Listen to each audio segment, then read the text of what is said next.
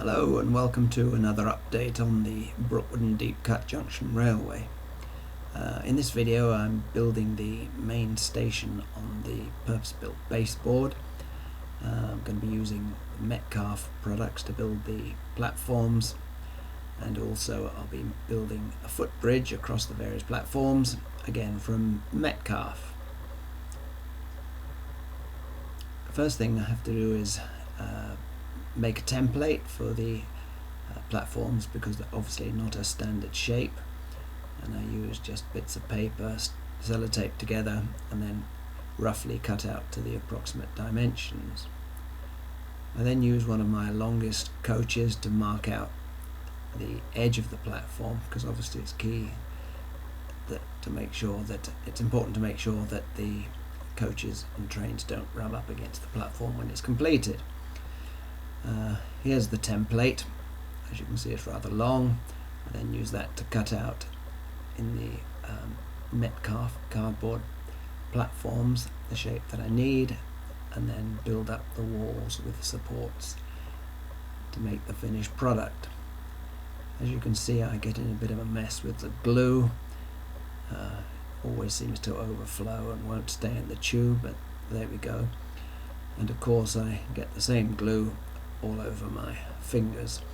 Subsequent to this, I've started using the gloves, the little very thin plastic gloves, which I find excellent.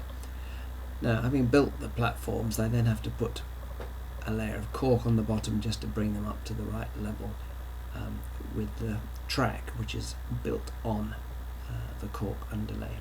And here you can see the third of the platforms is in place. Now the problem is, of course, that the station building won't fit in there because of the other tracks. So what I've done is build a raised area in Blue Peter fashion from bits of wood, cardboard, toilet rolls, etc. And this fits snugly in the corner. There we are. And then the station building goes on top of that, and then it's accessed via the bridge, which I have now built. I in fact had to use 3 kits because the kit that they provide only covers one walkway, and I needed 2 complete walkways and then a very small piece to reach the building itself, the station building. So here you can see it under construction, with the roof about to go on that last piece. And there's the very small piece which sits in the corner and actually connects to the building. The good thing about the Metcalfe kits is that they're easily adaptable for this sort of thing. So this is the finished product here. Somebody has commented that it's very similar to the layout of Clapham Junction, which in fact is quite true. Looks quite good. I was quite pleased with that. The next job is to ballast all the tracks, and I have to cover up the point motors and the key parts of the points with tape to protect them. I've done a video before on how this is done, so I won't go through it again, but here's the end result.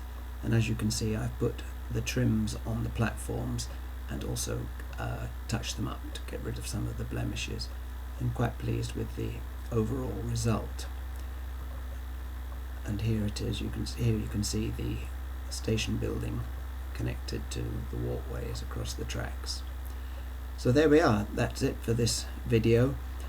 Here's a few shots of the trains running.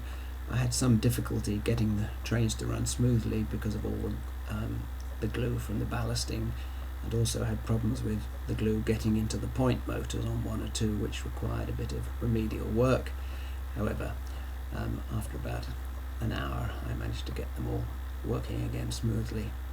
One point I should say is that before you ballast, it's a good idea to paint all the track work and everything black, so that if you do miss any ballast anywhere, it doesn't stick out like a sore thumb. Right, so there we are. The next part the next project is to build the forecourt for the station building, and hopefully that'll be on my next video. Anyway, thank you for watching. Hope you enjoyed the video. Talk to you again soon. Bye.